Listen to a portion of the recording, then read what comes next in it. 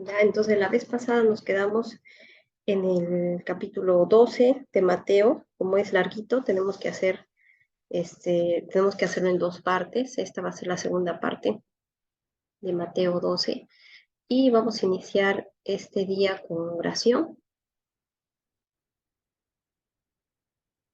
Padre amado, bendito Señor,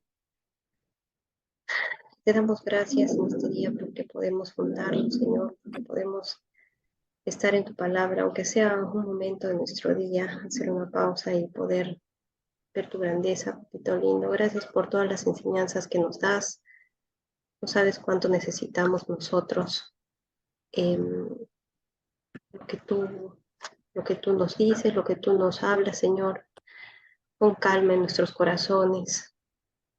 Si es que estamos atribulados, Señor, o tenemos problemas, te pido, papito lindo, que pongas calma en nuestro corazón ahora que podemos estar contigo. Te pido que podamos a través de tu palabra saber qué es lo que quieres para nosotros. Te pido, Señor, que abras nuestra mente, que nos tranquilices, que, que este tiempo que vamos a tener contigo puedas tú arreglar los problemas que que nosotros no podemos hacer, Señor. Que tú, que eres eh, Rey de Reyes y Señor de Señores, puedas abrir nuestro entendimiento para poder saber qué cosa quieres de nosotros, y, y poder siempre estar a tu lado, Señor, enfrentando este, esta vida, este tiempo, las cosas que nos pasan. Y te damos gracias por todo esto, Señor, en el nombre de tu Hijo amado, nuestro Señor Jesucristo. Amén. Bien, chicas, entonces nos quedamos la vez pasada en que habíamos leído hasta el versículo 30 y 32, ¿no es cierto? Voy a volverlo a leer de acá, desde el 32, porque justo Jesús estaba hablando de este pecado decimos que es como que el pecado imperdonable, ¿no? Que a cualquiera que dijere alguna palabra contra el Hijo del Hombre le será perdonado, pero al que hable contra el Espíritu Santo no le será perdonado, ni en este siglo ni en venidero. Y muchas veces Jesús, eh, bueno, pues él habla sobre esto porque eh, estas personas que han visto al Hijo de Dios en carne propia, que han visto todo lo que han hecho, no han podido creer, ¿no? En lo que Él había hecho, ¿no? Y algunas personas piensan, según las personas estudiosas de la Biblia, ¿no?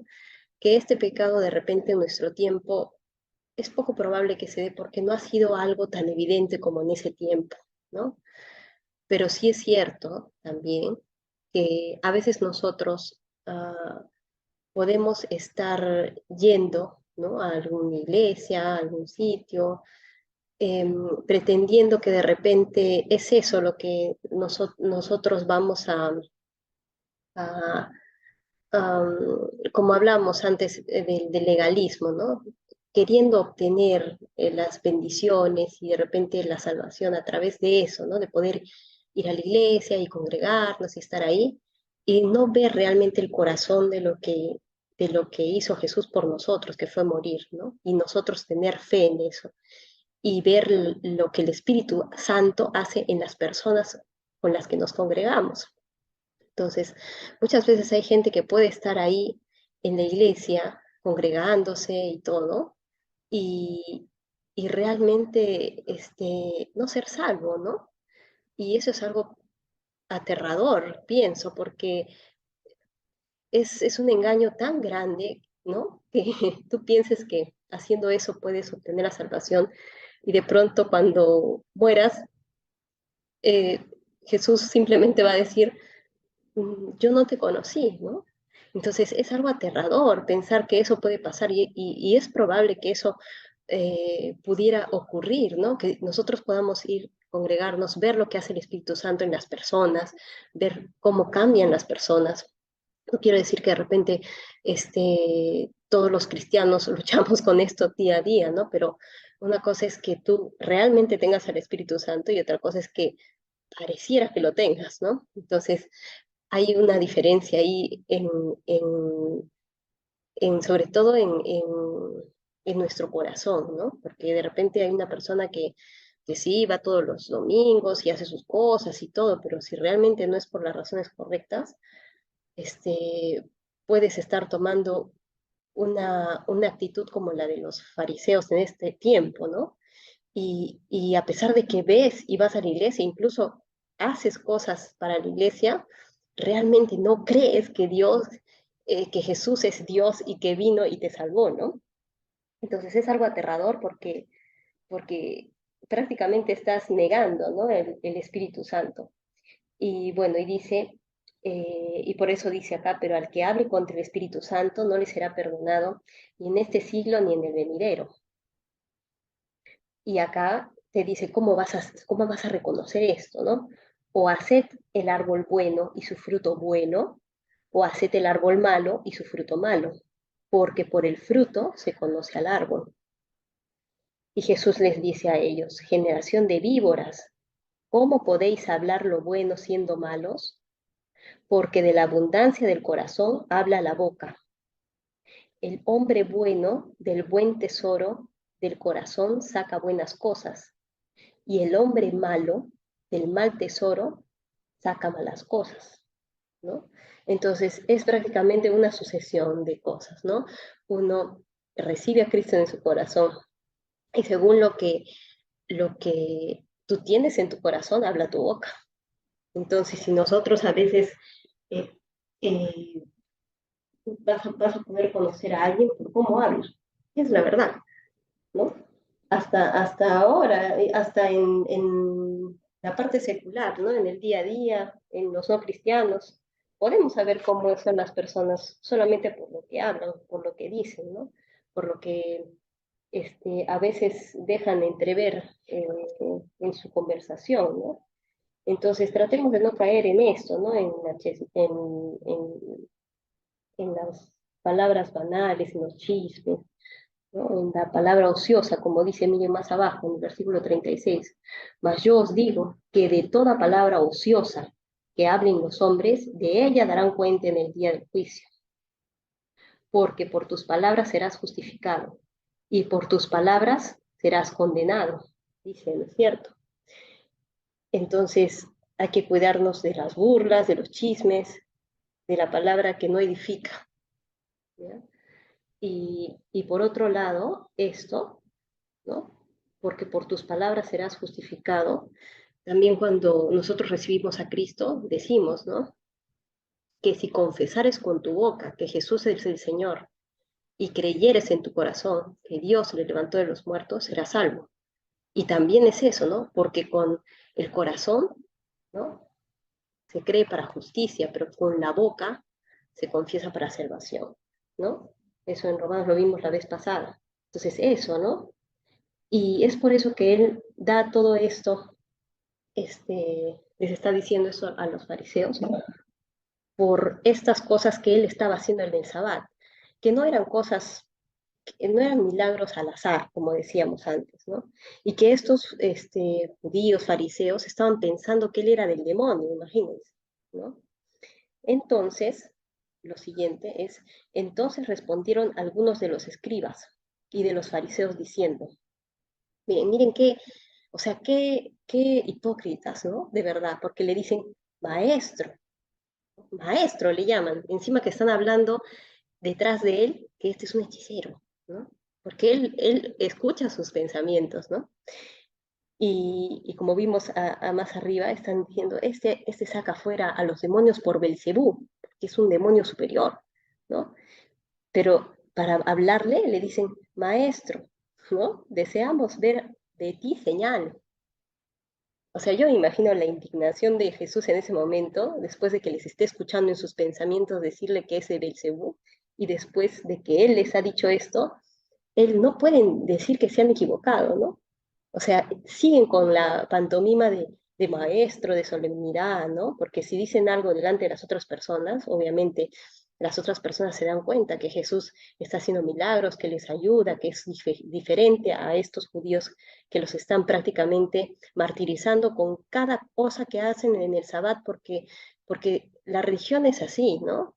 Nos hace medirnos, ¿no? Tú haces más cosas buenas que el otro, ¿no? La religiosidad hace eso en cualquiera de sus trasfondos y lo que sea, si es católico, evangélico, lo que sea. La religiosidad hace eso, hace que tú te puedas medir con la otra persona. Pero Jesús te dice, no, no lo hagas porque yo veo tu corazón, ¿no? Entonces le dicen, entonces respondieron algunos de los escribas y de los fariseos diciendo, Maestro, deseamos ver de ti señal. Él les respondió y les dijo, la generación mala y adúltera demanda señal, pero señal no le será dada, sino la señal del profeta Jonás, porque como estuvo Jonás en el vientre del gran pez 3 días y 3 noches, así estará el Hijo del Hombre en el corazón de la tierra 3 días y 3 noches. Los hombres de Nínive se levantarán en el juicio con esta generación y la condenarán, porque ellos se arrepintieron a la predicación de Jonás, y he aquí más que Jonás en este lugar. Y acá les voy a hacer, vamos a contar un poco la historia de Jonás. Es un libro pequeño, lo pueden si quieren leer después completo. Ya saben que Jonás es un profeta menor, ya está en el libro de Jonás, su historia son 2 hojas. No la vamos a leer completa, pero sí lo pueden hacer en casa después. Y es muy interesante, muy curiosa esta historia, es una de mis favoritas. Y este profeta Jonás, eh, bueno, pues es, es un profeta que Dios amaba mucho y le dio un encargo. De un encargo de poder ir a esta ciudad de la que habla acá, que es Nínive, ¿ya? Eh, Nínive es la capital de los asirios, ¿ya? Estas personas eran tan crueles y todos los vecinos, ¿no? Todos los vecinos de las tierras colindantes eran, o sea, los odiaban porque eran muy sanguinarios, desollaban vivos a sus prisioneros, ¿no? Y les cortaban las manos, ¿no? Eran muy odiados por todos y era gente muy malvada, ¿ya? Entonces, bueno, pues el trabajo de Jonás era eh, ir a Nínive y predicarles de Dios. Y Jonás dijo, yo no voy a ir. O sea, ¿por qué me mandas a ese pueblo? ¿Por qué él los quiere salvar? Yo prefiero, o sea, en su humanidad, ¿no? Jonás él decía, no, yo no voy a hacer eso porque esa gente es tan malvada que no te va a escuchar. Y es como, como si fuera el análogo de Sodoma y Gomorra, ya algo así. Y era un pueblo que Dios iba a desaparecer, tal cual Sodoma y Gomorra, ¿no? Entonces, ¿qué pasa? Jonás agarras, toma su barquito y se va para el otro lado de Nínive. O sea, agarra su barco y se fue. Y trató de huir de Dios, de lo que él le había mandado hacer. Entonces, en el barco, a veces somos así, ¿no? Pero no se preocupen, que Dios siempre tiene las formas de cómo regresarnos a donde tenemos que estar. En el barco, los marineros oraban a sus dioses, ¿no? Y le decían, oye, tú, ocioso, párate a orar a tu Dios, porque en ese tiempo, pues habría muchos dioses de otras culturas, ¿no? Entonces Jonás dice, no, es que yo estoy huyendo de mi Dios. ¿Qué? ¿Cómo estás haciendo eso? Mira, por eso es que estamos en esta tormenta y ¿qué vamos a hacer? Y entonces Jonás, como sabía que el barco se iba a hundir, les dijo, láncenme al mar. No, ¿cómo vamos a hacerlo, no? Y bueno, la cosa es que lo tuvieron que lanzar al mar y la tempestad se calmó. Y Dios tenía para él que un gran pez se lo iba a tragar, y es de lo que está hablando acá Jesús, y iba a estar dentro del pez durante 3 días sin morir, ¿ya? Y es de lo que habla acá Jesús, ¿no? De esos 3 días que estuvo Jonás dentro del pez, prácticamente es una representación de la muerte de Jesús y la resurrección después del tercer día. Por eso les dice, esta es la única señal que van a recibir, ¿no? Entonces, bueno, Jonás va, ora a Dios esos 3 días, y bueno, pues el pez lo escupe, y ahí recién hace su trabajo, va a Nínive y predica. Entonces, como decía yo, a veces somos así, ¿no? Dale, que no queremos hacer algo, pero Dios siempre nos pone en el camino donde Él quiere y lo vamos a tener que hacer, porque Él es Dios. Entonces, va a Nínive y a regañadientes va y les predica y dice, ya, miren, en 3 días Dios va a destruir todo y así, ¿no es cierto? Entonces agarra y, y a que no saben qué pasó, ¿no? Voy a leer solamente una parte de la historia en el libro de Jonás, que es el Jonás capítulo 3. Vino palabra de Jehová por segunda vez a Jonás diciendo, levántate y ve a Nínive, aquella gran ciudad, y proclama en ella el mensaje que yo te diré. Y ahí, bueno, pues recién se levantó Jonás, ¿no? Y se levantó Jonás y fue a Nínive conforme a la palabra de Jehová, y era Nínive ciudad grande, en extremo de 3 días de camino. Y comenzó Jonás a entrar por la ciudad, camino de un día, y predicaba diciendo, de aquí a 40 días Nínive será destruida. Y los hombres de Nínive, ¿qué dice? Creyeron a Dios, le creyeron y proclamaron ayuno, y se vistieron de cilicio, desde el mayor hasta el menor de ellos. Y llegó la noticia hasta el rey de Nínive, y se levantó de su silla, se despojó de su vestido y se cubrió de cilicio, y se sentó sobre ceniza, e hizo proclamar y anunciar en Nínive, por mandato del rey y de sus grandes, diciendo, hombres y animales, bueyes y ovejas, no gusten cosa alguna, no les dé alimento, ni beban agua, sino cúbranse de cilicio, hombres y animales, y aclamen a Dios fuertemente y conviértanse cada uno de su mal camino, de la rapiña que hay en sus manos. ¿Quién sabe si volverá y se arrepentirá Dios y se apartará del ardor de su ira y no pereceremos? Y vio Dios lo que hicieron, que se convirtieron de su mal camino y se arrepintió del mal que había dicho que les haría y no lo hizo. ¿Qué tal? Entonces ahí podemos ver que Dios es misericordioso, ¿no? Y en esta parte podemos ver qué tal misericordia tiene Jesús, o sea, Dios con nosotros para mandar a su Hijo y hacer esto, ¿no? De que Él morir y resucitar al tercer día para poder salvarnos a todos nosotros de nuestro pecado. Y estas personas no son judíos, solamente creyeron. Por eso les decía, eran asirios, ¿no? Solamente creyeron. Y desde acá se ve cómo es que algunos gentiles, o sea, cómo es que algunas personas que no son judías, pueden llegar a ser salvos, ¿no? Porque es por fe, no por raza, por religiones, ni por nada de eso, ¿no? Espérenme un momentito, por favor.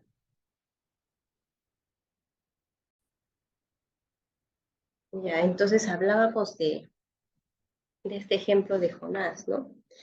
Y de cómo Dios tuvo misericordia de este pueblo, y este pueblo que no era judío pudo hacer esto y pedirle a Jehová, a Dios, y ser perdonados, ¿no? Y desde acá podemos ver que ellos realmente no tuvieron que hacer nada más que arrepentirse, ¿no? Y pedir perdón a Dios, ¿no? Y, y estas personas eran, como les digo, no judíos, ¿no? Y por eso es que Jesús está poniendo estos ejemplos al propósito, para que ellos se den cuenta que en su judaísmo, en sus obras, no radica la salvación. Y después en el versículo 42 dice, la reina del sur se levantará en el juicio con esta generación y la condenará, porque ella vino de los fines de la tierra para oír la sabiduría de Salomón, y he aquí, más que Salomón en este lugar. ¿Ya? Entonces, ¿quién es esta reina del sur? ¿De quién está hablando? Está hablando realmente de una historia, ¿no? Que es una historia de la reina de Saba, ¿ya? En Primera de Reyes, si lo pueden buscar, 10, Primera de Reyes 10, y ya después lo pueden leer también. Vamos a leer esta historia hermosa de una persona que no era judía, pero que había oído, ¿no?, de este Dios poderoso y que había querido saber qué es lo que hacía, ¿no? ¿Qué es lo que había, ¿no? ¿Por qué esta persona como Salomón tenía tanto, ¿no? Y debe haber algo que extraordinario, ¿no? Y entonces esta persona, que es la reina de Saba, va y busca. Y es lo que hacemos nosotros todos los miércoles, ¿no? Venimos acá a buscar, ¿no? Y es prácticamente un regalo el poder, el que Dios haya puesto en nuestros corazones, poder buscar más información, más cosas, ¿no? Y miren qué dice, Primera de Reyes 10. Oyendo la reina de Saba la fama de Salomón, la fama que Salomón había alcanzado por el nombre de Jehová, vino a probarle con preguntas difíciles. Qué mujer, ¿no? Debe haber sido, ¿quién es este? Voy a ir a preguntarle cosas para ver, ¿no? Si es que es cierto. A veces necesitamos ser así como esta reina, ¿ya? Vino a probarle con preguntas difíciles y vino a Jerusalén con un séquito muy grande, con camellos cargados de especias y oro en gran abundancia y piedras preciosas. Y cuando vino Salomón, le expuso todo lo que en su corazón tenía, y Salomón le contestó todas sus preguntas, y nada hubo que el rey no le contestase. Y cuando la reina de Saba vio toda la sabiduría de Salomón y la casa que había edificado, asimismo, la comida de su mesa, las habitaciones de sus oficiales, el estado y los vestidos de los que le servían, sus maestresalas y sus holocaustos que ofrecía en la casa de Jehová, se quedó asombrada. Y dijo al rey, verdad es lo que oí en mi tierra de tus cosas y de tu sabiduría, pero yo no lo creía, ¿no? Porque era tan maravilloso que no se puede creer. Hasta que he venido y mis ojos han visto que ni aún se me dijo la mitad. Es mayor tu sabiduría y bien que la fama que yo había oído. Bienaventurados tus hombres, dichosos estos tus siervos, que están continuamente delante de ti y oyen tu sabiduría. Jehová tu Dios sea bendito, que se agradó de ti para ponerte en el trono de Israel, porque Jehová ha amado siempre a Israel, te ha puesto por rey para que hagas derecho y justicia. Y dio ella al rey 120 talentos de oro y mucha especiería y piedras preciosas. Nunca vino tan gran cantidad de especias como la reina de Saba dio al rey Salomón. ¿Ya? Dice, la flota de Irán que había traído el oro de Ofir, traía también Ofir mucha madera de sándalo y piedras preciosas, y de la madera de sándalo hizo el rey balustres para la casa de Jehová y para las casas reales y arpas, ¿no?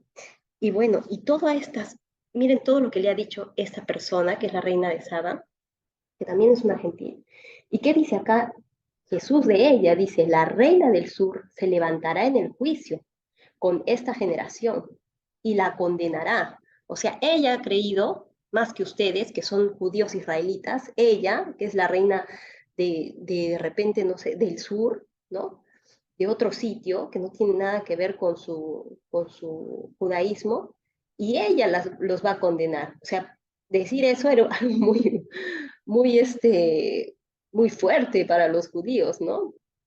Porque ella vino de los fines de la tierra para oír la sabiduría de Salomón, y he aquí más que Salomón en este lugar. O sea, yo estoy aquí, soy más grande que Salomón y ustedes no me creen, ¿no? A eso se refiere. Y dice, el versículo 43, cuando el espíritu inmundo sale del hombre, anda por lugares secos, buscando reposo, y no lo halla. Entonces dice, volveré a mi casa de donde salí, y cuando llega, la halla desocupada, barrida y adornada. Entonces va y toma consigo otros 7 espíritus peores que él, y entrados moran allí, y el postrer estado de aquel hombre viene a ser peor que el primero. Así también acontecerá a esta mala generación. Bueno, ¿y qué quiere decir esto, no? Porque él está hablando de una cosa que es, o sea, en este pasaje que nosotros hemos estado viendo en todo este tiempo, estamos hablando del legalismo, ¿no?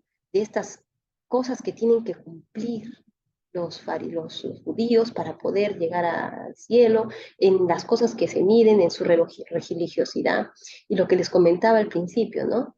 Qué terrible que tú puedas ir a tu iglesia, congregarte, estar ahí sentado todos los domingos y que no creas en Cristo. O sea, es una cosa aterradora porque realmente este, estás viviendo engañado toda tu vida pensando que solamente sentándote ahí y yendo y llevando cositas y así dando tu ofrenda y haciendo eso, vas a poder obtener algo. Entonces, ¿qué dice? Volveré a mi casa de donde salí, ¿no? Y de donde salí cuando llega la haya desocupada, barrida y adornada. Es eso, como lo que le decía a los fariseos, ustedes son sepulcros blanqueados, ¿no? Están bien bonitos por fuera, todo, ¿no? Claro, tienen buenas obras, han abierto su corazón, están, como dirían actualmente, en equilibrio, ¿no? En su equilibrio espiritual, ¿no? En equilibrio, alineados, ¿no? Sus chakras, como dicen, ¿no? Entonces, en ese equilibrio puedes hacer que, que, ¿qué dice? Porque tu casa está desocupada, vacía, barrida y adornada. Entonces va y toma consigo otros 7 espíritus peores que él y entrados moran allí, porque es más fácil. Es más fácil estar alineado con el mundo, estar alineado con tu religión, estar alineado con todos y vivir tranquilo y no creer. Es mucho más fácil y eso podría ser peor que realmente estar en una situación de pecado en la que tú puedes ver ese pecado y decir, soy un pecador, Señor, ayúdame, ¿no? Como vimos del pueblo de Nínive, ¿no? En cambio, cuando tú estás adornado, barrido y todo, y vas y piensas que estás bien, como los fariseos, puede ser peor, ¿no? Porque no te vas a dar cuenta. Entonces, tenemos que tener mucho cuidado en ese sentido, ¿no? De poder realmente guardar nuestro corazón de esas cosas, ¿no? Eh, y bueno, viene a ser peor, eh, como dice, entonces va y toma consigo otros 7 espíritus peores que él y entrados moran allí, y el postrer estado de aquel hombre viene a ser peor que el primero. Así también acontecerá a esta mala generación, ¿no? Y bueno, mientras el versículo 46, mientras él aún hablaba a la gente, he aquí su madre y sus hermanos estaban afuera y le querían hablar. Y le dijo uno, he aquí tu madre y tus hermanos están afuera y te quieren hablar. Y respondiendo él al que le decía esto, dijo, ¿quién es mi madre y quiénes son mis hermanos? Y extendiendo su mano hacia sus discípulos, dijo, he aquí mi madre y mis hermanos, porque todo aquel que hace la voluntad de mi Padre que está en los cielos, ese es mi hermano y hermana y madre. Entonces, hasta ese momento, ¿qué pasa? Nadie podía entender, o sea, yo me imagino, yo me imagino a María escuchando, o sea, de repente no habría estado ahí precisamente, ¿no? Pero me imagino que alguien ha ido a decirle, ¿sabes qué? Tu hijo está diciendo unas cosas que lo van a matar ahorita, porque ya sabes que está haciendo cosas en el Sabbat y está haciendo esto, ¿no? Yo me imagino el terror, yo tengo hijos, yo me imagino el terror de María de ir con sus familiares y tratar de decirle, o sea, Jesús, no digas esas cosas porque te van a matar, ¿entiendes? ¿No? Entonces ellos están tratando de entrar porque no han estado ahí desde el principio, están atrás, ¿no? Y hay tanta gente que no dejan que les hablen con él, ¿no? Entonces ellos le han dicho a alguien, por favor, avísale que estamos afuera, ¿no? Somos su madre, sus hermanos, su familia, ¿no? Y entonces Jesús, que estaba hablando de estas cosas que son tan profundas, tan espirituales, él sabe que esto terrenal, lo que tenemos acá, no importa tanto como lo espiritual, ¿ya? Entonces, él está hablando de algo mucho más profundo, ¿no? Y por eso es que, de cierta forma, nadie podía entender cómo es que Jesús muriendo, ¿no? Podía ser el Mesías. O sea, ¿cómo podía ser el salvador de un pueblo si él mismo está muerto? No puede salvarse. Nadie podía entender eso, ni siquiera su madre, ni siquiera María, porque ella solamente recibió el mensaje de que él iba a ser el Salvador, pero no sabía de qué forma. Tampoco Juan el Bautista, lo vimos la vez pasada. Tuvo que mandar a preguntar, ¿eres tú el Cristo? Dímelo, porque yo estoy acá en la cárcel y tú estás afuera, pero ya me van a matar, ¿y cómo es, no? Y todavía no nace la revolución. Entonces, no es que todo fue clarísimo en ese tiempo, en el sentido de que ellos entendían que esto que está haciendo Jesús es espiritual, ¿no? Que su muerte y resurrección es para su salvación espiritual. Ellos pensaban que iban a tener un reino en ese momento, ¿no? En ese momento, y los discípulos incluso piensan eso hasta el final, incluso después de que él eh, muere, ¿no? Y eso lo vamos a ver más adelante, pero es eso, ¿no? No lo podían entender, ¿no? Entonces, el punto acá es que Cristo nos salva espiritualmente, ¿no? Entonces, en ese sentido, por eso Él les dice, no importa quién son mi madre y mis hermanos acá, ¿no? No interesa eso. ¿Por qué? Porque mis hermanos y mi madre son las personas que hacen la voluntad de mi Padre, ¿no? Porque todos los que hacemos la voluntad de mi Padre somos hermanos y ellos son mis hermanos, mi madre, son mi familia. Prácticamente les está diciendo, son mi familia, ¿no? Entonces, eso es lo que quería decir eh, Cristo, ¿no? En estos pasajes, ¿no? Entonces, realmente, para ya concluir, no importa si eres realmente un asesino, como los de Nínive, no importa si eres un drogadicto, alcohólico, una prostituta, un homosexual, un mentiroso, un adúltero, no interesa tu pecado, ¿ya? Un ser inmundo para la sociedad de ese tiempo, como era el leproso, esa señora que se enfermaba de flujo de sangre, no importa, porque si tú recibes a Cristo en tu corazón, no importa tu condición, si realmente tienes fe en Dios, puedes invitarlo a tu casa asquerosa, ¿no? A tu casa inmunda, que está llena de polvo y llena de basura, ¿no? Y Él te va a ayudar a limpiarla. Él te va a ayudar a limpiarla. No necesitas tú adornarla, alinearte y estar, ¿no? Ahí perfecto, ¿no? Que todos te vean que estás bien. Y ya tienes tu recompensa, pero tienes que ver realmente en tu corazón qué, ¿no? Pero no lo necesitas hacer. Él te quiere así como estás ahorita. Limpiar.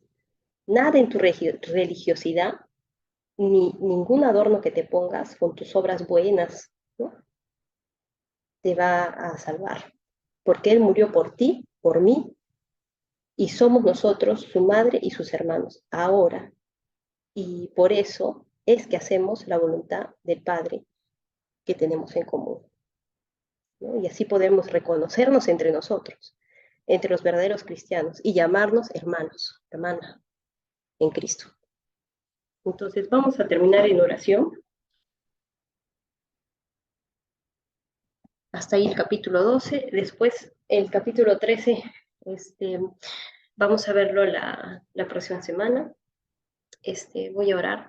Si alguien quiere hacer la oración conmigo en silencio, puede hacer el día de hoy. Padre amado, bendito Señor, te damos gracias por este día. Papito lindo, tú que vives y reinas y siempre reinarás, Señor. Te pido, Señor, de todo corazón, que si hay alguien este día aquí que tenga su casa sin barrer, que tenga basura en su casa, que tenga cosas en su corazón, en este corazón de humano que nos has dado. Por favor, te pido, Señor, que si esta persona desea que tú entres en su vida, lo hagas, Padre amado. Que ella te llame y te pida morar en ella. Gracias, Señor, porque tú puedes limpiarnos, porque eres la única persona que puede hacernos limpios, perfectos, para poder entrar en tu presencia cuando morimos. Gracias, Señor, porque a través de tu Espíritu Santo podemos resistir la tentación y el pecado de este mundo. Gracias, Padre amado, porque somos hermanos y nosotros podemos contar con nuestros hermanos cristianos para lo que necesitemos siempre. Gracias, Padre mío, en el nombre de tu Hijo amado, nuestro Señor Jesucristo. Amén. Muy bien, entonces.